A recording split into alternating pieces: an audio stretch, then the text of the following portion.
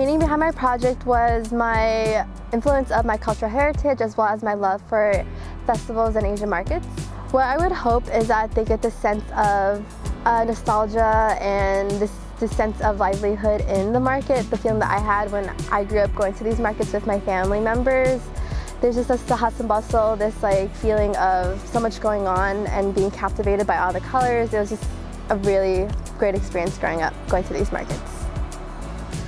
For my project, Topology Pillows, I used embroidery on textile materials.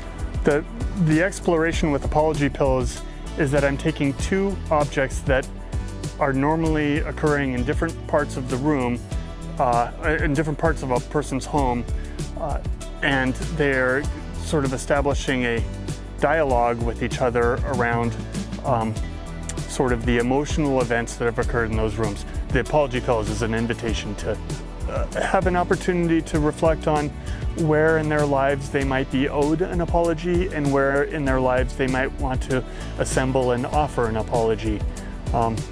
It's kind of about finding our way with other people and finding our peace with our past.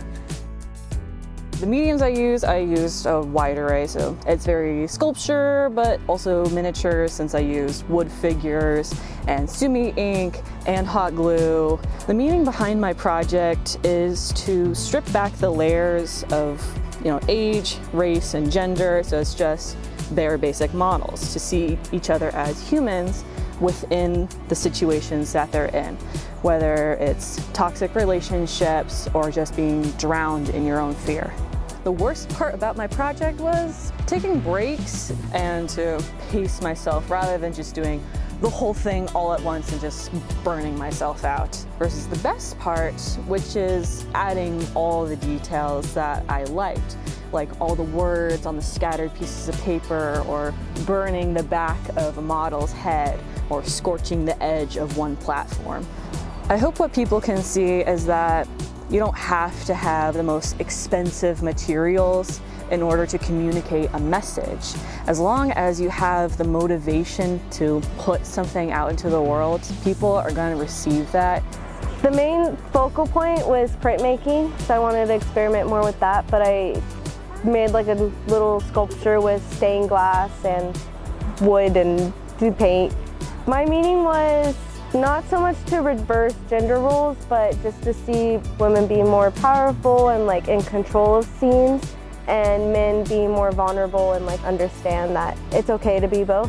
If you're a woman, you could be powerful in your own scene, and if you're a man, it's okay to be vulnerable. It's for everyone, just to reflect and have more empowerment and courage in their lives. The mediums that I decided to work with involved animation while combining sculptural elements to make more of an installation rather than a single piece. I guess the best way to visualize it is when it's referencing to people in social situations where their minds, their egos, and their emotions let loose, and that kind of ties into the way that nature lets loose. And so I kind of wanted to visualize the way that nature kind of takes its revenge on us every time we fight something within it.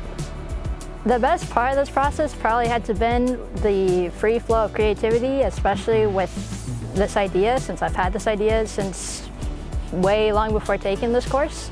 I hope people will be able to appreciate more on the animation side, or more on the technicality side of it all. Also to just reflect on themselves and how they view themselves, especially under a natural light.